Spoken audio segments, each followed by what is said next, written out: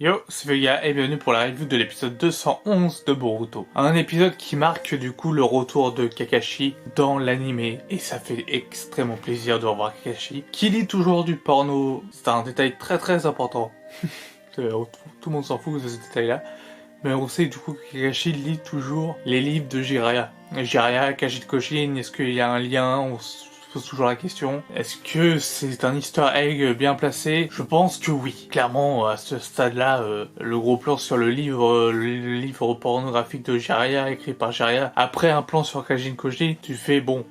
Ok, je vois qu'il y a un lien. En tout cas, du coup, Kajit Kojin a volé des documents aux archives et Inojin, Shikadai et Shosho, du coup, en parlent entre eux et décident ensemble, du coup, de retrouver le voleur ensemble. Tous les trois, ils décident de retrouver le voleur ensemble et le sixième sens de Shosho fait tout le boulot. Mais vraiment, quand je dis tout le boulot, c'est vraiment un peu abusé et très cheaté le truc. C'est genre, elle trouve la planque de Kajit Kojin, là où il a regardé les prémices du combat Naruto Jigen. Ils ont réussi à trouver cette planque-là grâce au sixième sens de Shosho. Bon, rendez-vous pas compte, mais prenez Shosho et faites plus carrément de savoir qui c'est Kajit Kojin, et là vous le saurez directement. Hein. Avec son sixième sens, c'est clair que c'est fait direct. Elle sait plein de choses. C'est vraiment le cul bord des nouilles, elle est cocu, enfin elle aime pas en couple, mais je veux dire, c'est pas possible d'avoir autant de chance et autant de pif pour tomber sur ça. Et après s'ensuit du coup une course-poursuite.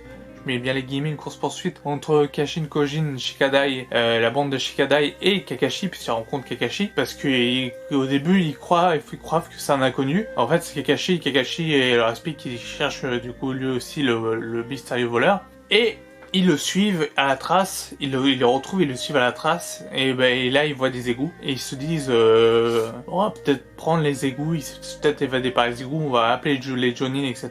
Kakashi est parti dans les égouts. Sauf que Shikadai a eu un éclair de génie, il s'est dit oui mais il y a le train, il y a les égouts, ils mènent directement au train, et j'aurai un coup d'avance. Et tout l'épisode c'est ça se joue que comme ça se joue de bluff en bluff. C'est-à-dire c'est-à-dire on va contrecarrer le coup d'avant, que le premier coup que l'autre a pensé, on va le calculer et l'autre va calculer le coup qu'on avait déjà calculé avant de calculer un autre coup d'avance que l'autre n'a pas encore prévu mais qui va prévoir pendant que tu prépares ton coup d'avance supplémentaire. Voilà. C'est comme ça, c'est un truc de malade. Et donc, de la gare, ils avaient arrêté Kajin, mais finalement c'est un clone qui va directement aller au stade des archives attendu par Kakashi qui avait déjà prévu ce coup d'avance, et une petite bataille se passe entre eux, et ensuite après, tu vois que c'est un clone et que Kajit Kojin avait déjà prévu ce coup d'avance que Kakashi aurait déjà eu, et c'est un truc de malade. Là on se croit dans Death Note. Franchement, on se croit vraiment dans Death Note, c'est un truc de malade. Et franchement, j'ai vraiment kiffé ce petit truc. C'était vraiment très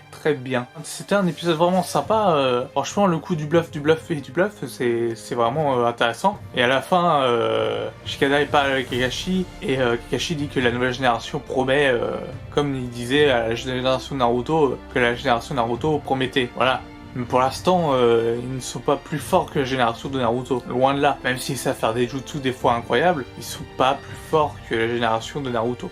Et la génération de Boruto, pour l'instant, est en dessous de la génération Naruto. Que mon avis, c'est subjectif, 100% subjectif, c'est pas du tout objectif. Vous pouvez me contredire, il n'y a pas de souci avec ça. C'est fait pour ça les reviews. Donc voilà. Il n'y a pas de souci à la contradiction, au débat. Au contraire, plus qu'il y a des débats, plus que c'est intéressant de débattre sur des sujets qu'on aime bien. Je trouve ça vraiment intéressant. Et du coup, c'est la preview qui va nous intéresser là, à ce moment-là. La preview qui annonce du coup le combat à la fin, parce que la fin de l'épisode est vraiment épique. C'est Amado et Kajit Kojin qui parlent ensemble et on apprend que du coup Kashin Kojin il veut tuer Jigen. Donc c'est lui le traître avec Amado depuis le début. Alors Jigen a demandé à Amado de dénicher le traître depuis le début, et en fait depuis le début c'est lui. Il doit se dénicher lui-même. On reparle du coup d'avance, etc. Et du coup là Kajit Kojin prévoit d'attaquer Jigen pour le tuer. Et donc voilà, on s'approche tout doucement encore des chapitres du manga. On va bientôt rattraper le manga, ça continue. Ça part, les fillers sont de moins en moins présents. Ça fait plaisir, mais je sens qu'on va se taper une cinquantaine d'épisodes de fillers. Après tout ça, après quand on a rattrapé le manga, on va se taper sûrement une cinquantaine, une année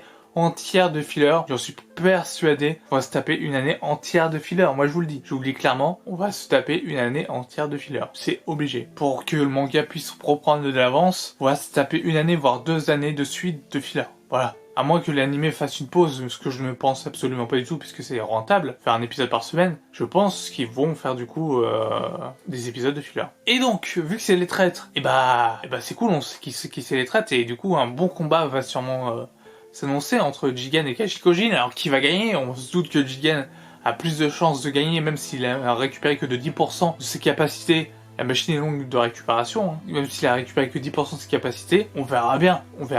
Même si forcément, je vois pas Kashikojin battre Jigen, c'est clair.